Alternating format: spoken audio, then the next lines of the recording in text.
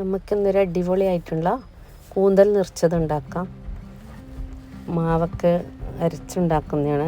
ഇതിന് മുമ്പ് ഞാൻ ഇതിൻ്റെ തലയും കൂന്തലിൻ്റെ തല തേങ്ങ മസാലയൊക്കെ ആക്കിയിട്ട് ഒരു കൂന്തൽ നിറച്ച ഉണ്ടാക്കിയിന്.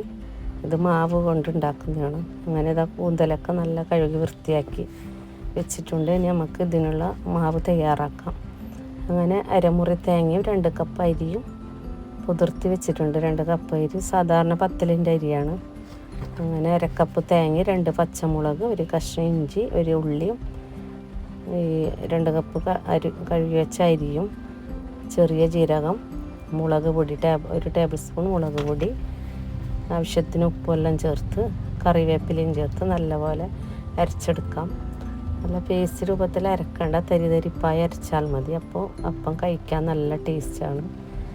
അങ്ങനെ ഇതാ മുളക് പൊടിയെല്ലാം ചേർത്ത് നല്ലപോലെ അരച്ചെടുക്കുന്നുണ്ട്. ഇനി ഒരു പാത്രത്തിലേക്ക് മാറ്റി വെക്കാം.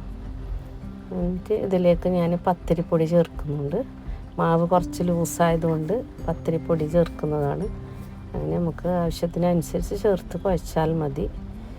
അങ്ങനെ ഇതാ മാവ് ഒരു പാത്രത്തിലൊഴിച്ച് അതിലേക്ക് പത്തിരിപ്പൊടിയും ചേർത്ത് നല്ലപോലെ കുഴച്ചെടുക്കാം. നമ്മളുടെ കൂന്തലൊക്കെ നല്ല കഴുകി ഒരു അരിപ്പയിൽ ഊറ്റി വെച്ചിട്ടുണ്ട്.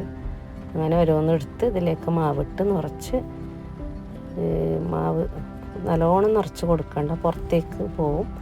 അങ്ങനെ പുറത്തേക്ക് വരുന്നതിന് നമ്മൾ ഈർക്കിൽ കുത്തി കൊടുക്കുന്നുണ്ട്. അങ്ങനെ എൻ്റെ അടുത്ത് പച്ചോലൻ്റെ ഇല്ലാത്തതുകൊണ്ട് ഞാൻ തോൽപ്പിക്ക് കുത്തി കൊടുത്തിട്ടുണ്ട്. അങ്ങനെ ഇതുപോലെ ആക്കി റെഡിയാക്കി എടുത്താൽ മതി. അങ്ങനെ എല്ലാം ഇതുപോലെ കുത്തി കൊടുത്ത് റെഡിയാക്കി നമുക്ക് ആവിയിൽ വേവിച്ചെടുക്കാം. അങ്ങനെ ഇത് അപ്പച്ചമ്പൊക്കെ വെച്ച് ചൂടായി വന്നിട്ടുണ്ട്. ഇനി നമുക്ക് ഇതിലേക്ക് ഇട്ട് കൊടുത്ത് ഒരു അരമണിക്കൂറെങ്കിലും വേണം വെന്ത് കിട്ടാൻ. അങ്ങനെ നല്ലപോലെ വേവിച്ചെടുക്കാം. അങ്ങനെ കൂന്തലപ്പൊക്കെ നല്ല വെന്ത് റെഡിയായി കിട്ടിയിട്ടുണ്ട്. ഇനി നമുക്കിത് മുളക് വരക്കാൻ വേണ്ടി ഒരു പാൻ വെച്ചിട്ടുണ്ട്. അതിലേക്ക് കുറച്ച് വെളിച്ചെണ്ണ കുറച്ചധികം ചേർക്കണം.